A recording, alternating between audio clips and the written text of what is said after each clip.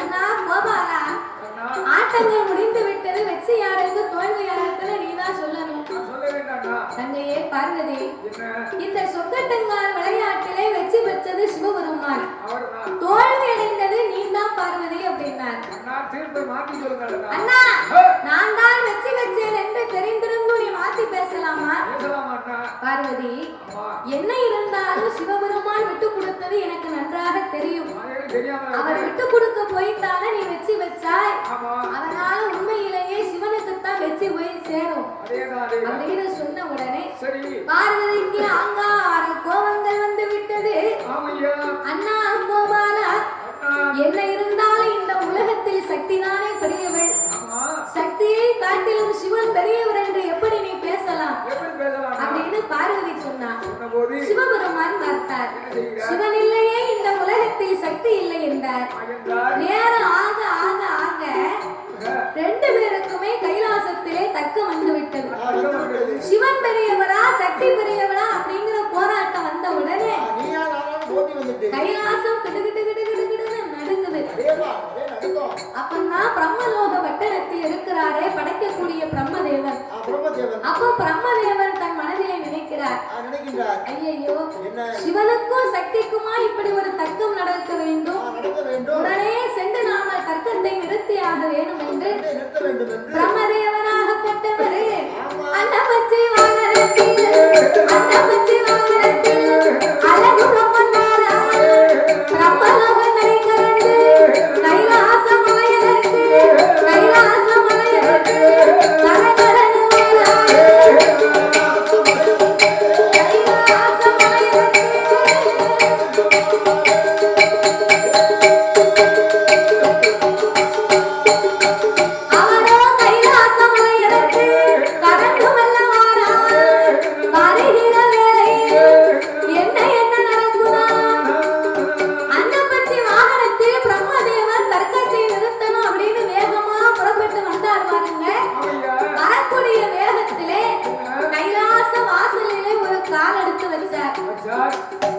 ஒரு காலை எடுத்து வைக்கும் போது இந்த வலது கால் பெருவிரல் வாசல் படியிலே தட்டிவிட்டது. வாசல் படியில தட்டினா என்ன ஆகும்? இந்த வலது கால் பெருவிரலில் இருந்து உதிரம் வந்து கொண்டே இருக்கிறது. இந்த உதிரத்தை வீணாக்க கூடாது அப்படின்னு அவரை ஒரு வலது கையில ஏந்தி கொண்டு மறுபடியும் அவசரமான கால் எடுத்து வச்சார். இடது காலும் தட்டி விட்டது. இடது கால் பெருவிரல் தட்டி அதிலேயும் உதிரம் வந்து கொண்டே இருக்கிறது. இந்த ரத்தத்தை பூமியில் விடக்கூடாது அப்படின்னு இதனை இடது கையிலேயும் வலது கையிலையும் ஏந்தி கொண்டு நிற்கும். பாருங்க, ஒரு இடத்துல சண்டை நடக்குன்னு வைங்க, சண்டை போடுவதை பார்த்து இன்னொரு ஆளு பயந்து போய் அந்த சண்டையை தீர்த்து வைக்கணும்னு போனாருன்னு வைங்க, இவருக்கு காத்தோடு 2 அடி விழும். ஆமா, இவங்களை தடுத்து போனவருக்கு 2 அடி விழும். அதுக்கு பிறகு இவங்க சண்டை போட்டாங்க போனாட்டா என்ன அப்படின்னு 2 அடி வாங்கினாத்தான் இந்த ஆளு சும்மா இருப்பாரு. ஆளை கண்ட உடனே கூட கூட சண்டை போடுவாங்க. அத மாதிரி இந்த பிரம்மதேவன் வேகமா போனார் பாருங்க. 2 கால் பெருவிரல் தட்டி உதிரம் வந்த உடனே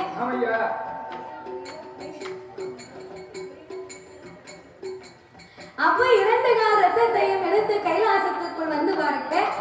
சிவன் பெரியவரா சக்தி பெரியவரா என்கிற போராட்டம் நடக்க அப்பந்தான் பிரம்மதேவன் சொன்னார், ஆண்டவா சிவபெருமானே,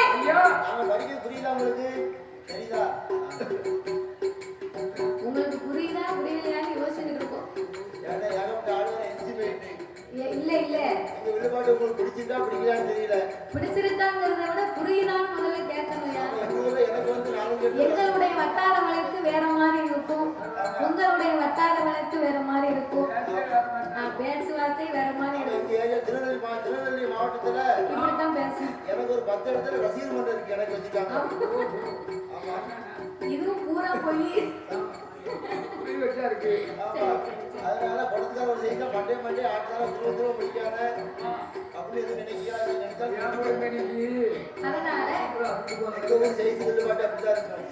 அதனால இந்த பிரம்மதேவன் 2 கால் பெருவிரலிலேயே வந்த முதிரத்தை ஏந்தி கொண்டு சிவபெருமானை பார்த்து, ஆமா கைலாசத்துல நீங்களே இப்படி சண்டை போடலாமா? சிவபெருமான் நீங்க சண்டை போட்ட இந்த உலகம் தாங்க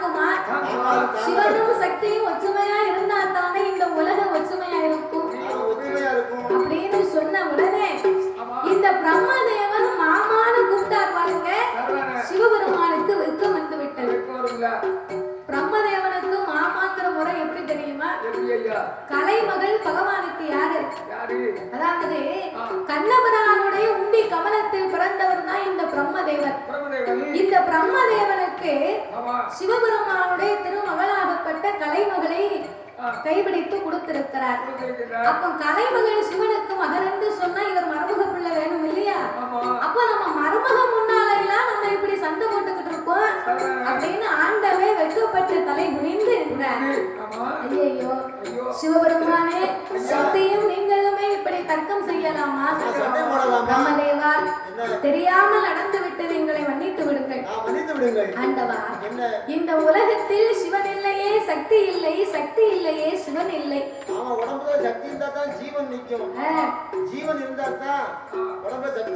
உயிர் இல்லாமல் உடம்பிருந்து எதற்கு, உடம்பிருந்து உயிர் இல்லாமல் எதற்கு? அதனால நீங்க இருவேர்களும் இருந்தா தானே இந்த உலகமாகும். அதனால ரெண்டு பேருமே இப்பொழுதே தர்க்கத்தை நிறுத்தி சிவன் உடம்பில் பார்வதிக்கு சரிப்பாதையும், பார்வதியின் உடம்பில் சிவனுக்கு சரிப்பாதையும் பங்கு கொடுத்து இருவேர்களும் இப்பொழுதே இணைய வேண்டும் என்றார். அப்போ இரு ஆணும் பெண்ணும் சரிசமம்னு அன்னைக்குத்தான் கைலாசத்திலே பிரிக்கப்பட்டதா? அப்போ சிவன் பார்வதிக்கு இடப்பாகவும், பார்வதிக்கு சிவனுக்கு வலப்பாகவும் இடம் கொடுத்து இருவேர்களும் அன்னைக்கு ஆணும் பெண்ணும் சமம் என்று அன்றைக்கு முடிவெடுத்தார்கள். அப்போ இந்த தர்க்கம் நின்ற உடனே பிரம்மதேவன் அப்பந்தான் சொன்னார், ஆமா உங்க தர்க்கத்தை தீர்க்கணும்னு நான் வந்தேன். ரெண்டு கால் பெருவிரலும் தட்டி ரெண்டு பெருகாலையும் உதிரம் வந்து கொண்டிருக்கிறது. இந்த உதிரத்தை வீணாக விடக்கூடாது என்று இதனையே ஒரு உயிராக பிறவி செய்ய வேணும் என்று கைலாசத்துக்கு எடுத்து வந்திருக்கிற நீங்க பாருங்க என்ன. அப்படியானா அப்பா பிரம்மதேவா, படைப்பதற்காகவே பிறந்தவன் நீதான். அதனால இரண்டு கால் பெருவிரலிலே வந்த உதிரத்தை ஆணாகவும் பெண்ணாகவும் நீ பிறவி செய்தையான நான் இப்பமே பெயரை கொடுப்பேன். அப்படி என்று வலது காலில் வந்த பெருவிரல் உதிரத்தை ஒரு ஆணாகவும், இடது கால் பெருவிரலில் வந்த உதிரத்தை ஒரு பெண்ணாகவும் பிறவி செய்து இரு வீர்களுக்குமே பெயர் நாமத்தை கொடுத்தார்கள். தர்க்கம் நடக்கும் வேளையிலே வந்து பிறந்ததினாலே தர்க்கே ராஜா, தர்க்கே ராஜா, தர்க்கே ராஜா என்று சிறப்புடனே பெயர்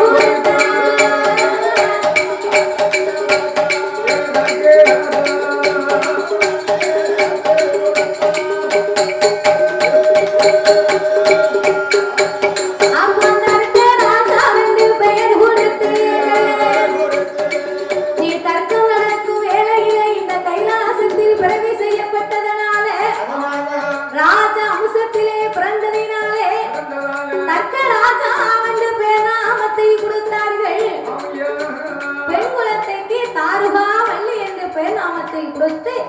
இந்த தக்க ராஜாவுக்கும் தாரகாவள்ளிக்கும் அச்சாம் குழந்தை அப்படிங்கிற முறையை கொடுத்தார்கள். ஏனென்றால் சிவனும் சக்தியும் சரிபாதி பங்கெடுத்து விட்டதனால இரு பேர்களுக்கும் கணவன் மனைவி என்ற நாமத்தை கொடுத்து தக்க ராஜாவுக்கும் தாரகாவள்ளிக்கும் திருமணத்தை சூட்டி அவர்கள் பெயருக்கு ஏற்ற ஒரு நாட்டையும் ஒப்படைத்தார்கள். அது எந்த நாடு தெரியுமா?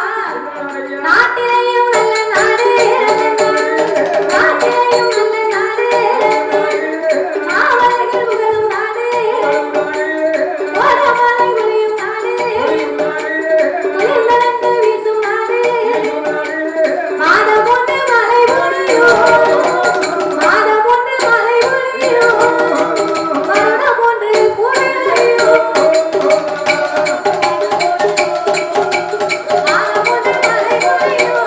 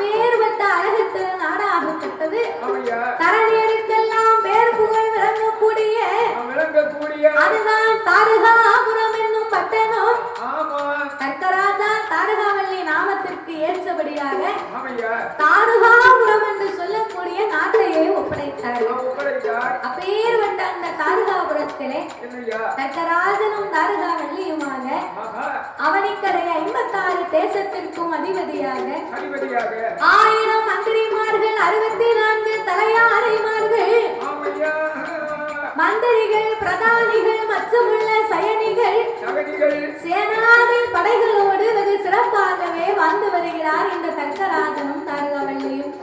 வாழ்ந்து வரும் நாளையிலே வாழ்ந்து வரும் நாளையிலே ஏ தங்கமுடி ராஜமுண்டே தாரகாவல்லி வெண்கொடி மன்னவேனோ தேவியோ மனமதில் தேவாந்தேவார் கொண்டவேனோ தேவியோ குணமுடனே வாழ்ந்தேவார் வீணையோ நரம்போர் விருப்பமுடன் வாழ்ந்துவார் நகமு சதையும் போர் அவர் நலமுடனே வாழ்ந்துவார் அவர் ஒருவர் சொல்லை ஒருவர் கேட்டு பசுமையா வாழ்ந்துவார் அவர் பசுமையா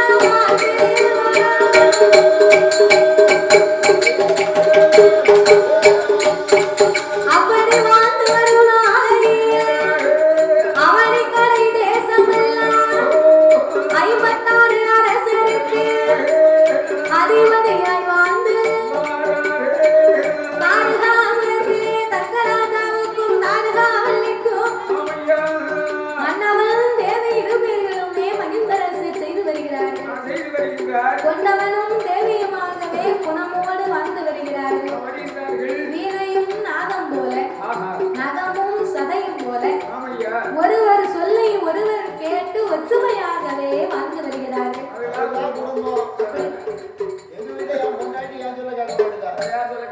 உன் வீட்டுக்காரமா உன் பேச்சையே கேட்கலன்னா வேற யாரையும் மதிக்க போறா? ஏன் தெரியுமா?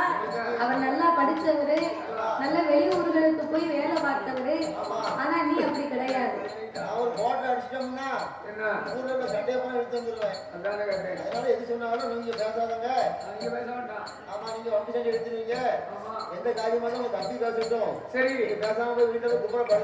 பெண்ணா பிறந்தவா நம்மளை மதிக்கணும் அப்படின்னா நம்ம நடக்கக்கூடிய நடைமுறை சரியா இருக்கணும். அப்பதான் நமக்கு மதிப்பு இருக்கும். தவறா நடந்தோம்னு சொன்னா நமக்கு மதிப்பு இருக்காது. அப்போ இந்த தர்க்கராஜனும் தாரகாவல்லி பெண்கொடியாலும் ஒருவர் சொல்லை ஒருவர் கேட்டு ஒற்றுமையாகவே வாழ்ந்து வருகிறார்கள். வாழ்ந்து வரக்கூடிய இருவர்களுக்கும் இறைவனுடைய அருளால் எந்த விதமாகப்பட்ட குறைவுமே கிடையாது. மண்ணிற்கு மனையிற்கு மண்ணால் குறைவு இல்லை, பொன்னிற்கு பொருளிற்கு பொருளாலே குறைவு இல்லை. ஆடோ மாடோ அடுக்குமத்தை வீடோ ஆடைகட்டும் சாவடியும் அசைந்திருக்க மண்டபமும். அதாவது ஒரு மனிதனுக்கு வாழ்க்கையிலே செல்வங்கள் 16 என்று சொல்லுவார்கள். அந்த 16 செல்வத்திலேயுமே வாய் திறந்து பேசக்கூடிய செல்வம் ஒரே ஒரு செல்வம் தான். நம்ம வீட்டுல பீரோவில் நிறைய கட்டுக்கட்டா பணம் காசு நோட்டு இருந்தாலும் அந்த பணம் நம்மளை அம்மா அப்பா வந்து அழைக்குமா? ஏக்கர் கணக்குல நிலம் வாங்கி வச்சிருப்போம். இந்த மண்ணு நம்மளை அம்மா அப்பா வந்து அழைக்குமா? கழுத்து நிறைய தங்க ஆபரணங்கள் வாங்கி அணிந்திருக்கிறோம். இந்த தங்கம் நம்மளை அம்மா அப்பா அழைக்குமா? இவை மூன்றுமே உயிரற்ற உணர்வற்ற வெறும் பொருள். ஆனால் அவளை அம்மா அப்பா என்று அன்போடு அழைக்க வேண்டுமானால் செல்வத்திலே சிறந்த செல்வமே பிள்ளை செல்வம் தான். சொத்துக்கெல்லாம் பெரிய சொத்து அதுதான் குழந்தை சொத்து என்பார்கள். அப்போ எல்லா செல்வத்திலேயும் பெரியதே இந்த பிள்ளை செல்வம் தான். 35 வருஷம் கல்யாணம் முடிஞ்சது. சரி கல்யாணம் தாலி கட்டின உடனே என்னாச்சு? நானும் என் வீட்டுக்கார அம்மாவும் இறங்கி வந்து பாட்டி காலில் கும்பிட்டோம். நம்ம பெரியவங்க காலில் விழணும். ஆமா சரி. விழுந்து கும்பிட்டோம். எங்க பாட்டி என்ன சொன்னாங்க தெரியுமா? என்ன சொன்னாங்க?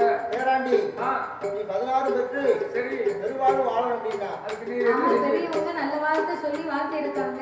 பாட்டி சொல்லிட்டாளா அப்படின்னு சரி இப்ப 16 பிள்ளைய பெற்று சரிதானே பரசுரை பார்க்க முடியாது. நான் சீரழிஞ்சு போய் கிடக்கேன். ஏதோ தூரத்துல வந்துக்கிறேன். என்ன அவன் என்ன சொன்னாங்க தெரியுமா? என்ன மாப்பிள்ள 16 செல்வத்தை சொன்னா 16 செல்வம்னா நம்ம வாழ்க்கையில் தேவையா இருக்கக்கூடிய அத்தனையும். ஓ 16 செல்வத்தை சொல்லியிருக்காங்க. கல்வி, வீரம், செல்வம், நல்ல வீடு, தனம், தானியம், ஆமா இதத்தான் 16 செல்வம்னு சொல்லுவாங்க. 16 வகை செல்வத்தை அப்படி சொல்லியிருக்காங்க. நீ விவரம் இல்லாம 16 பிள்ளைய பற்றி எடுத்திருக்க. ஆமா அந்த 16 வகை செல்வத்துல வாய் திறந்து பேசக்கூடிய செல்வம் தான் பிள்ளை செல்வம். அதேதான் 16 வகை செல்வத்துல ஒரு செல்வம் ஆமா பிள்ளை செல்வம். ஆமையா வேற தெரியாம 16 பிள்ளைய பெற்று சரி இப்ப ரொம்ப கடப்பட்டு போய் கிடக்கு. அப்போ இந்த 16 செல்வத்திலேயும் உயர்ந்தது பிள்ளை செல்வம் அல்லவா? ஆமா அந்த பிள்ளை செல்வத்தினாலே இவங்களுக்கு குறைவு கிடையாது.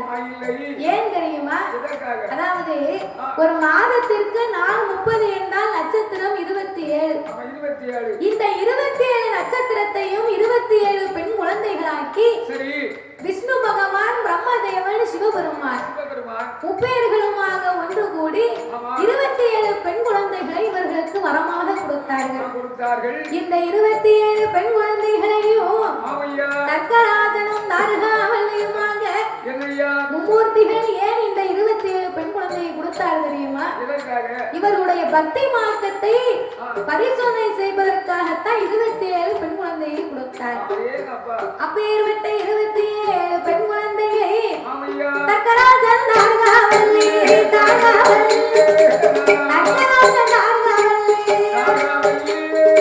27 பெண் பிள்ளையை அவளை இன்னமும் வளர்த்துவாரா? ஏனாலு ஒரு வேலையுமா ஒரு வண்ணமுமா அவளை சீரோடும் சிறப்போடும் எல்லா சிறப்போடும் செல்வமா வளர்த்துவாரா? அவளை செல்வமா வளர்த்துவாரா?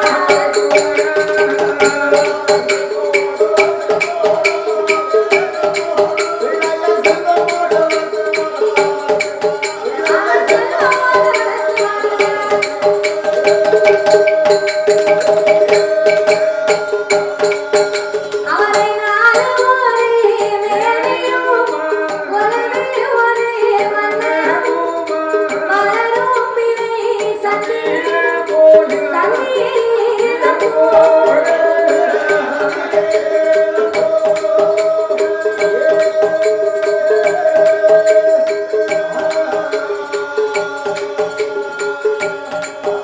அவரை வரிசையாக வளர்த்துவார் வளர்த்தேவார்.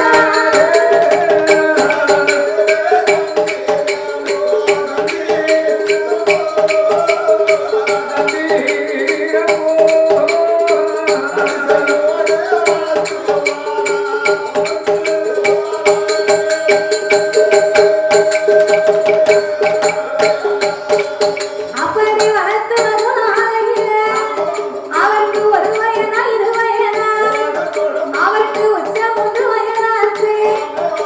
அவன் நாளும் நல்ல வயதனே அவன் நடந்து விளையாடுவான். 5 வயதனே அவன் அறிவு பாடம் படிக்கவே. 7 நல்ல வயதனே அவருக்கு 7 பாடம் எழுதுவான். 8 வயதுமாச்சு எழுத்துவடி வடித்துவான். 10 12 வயதனே பலகலையும் படித்துவான். 16 வயதுமாச்சு பக்குவமணி பெண்ணுவான்.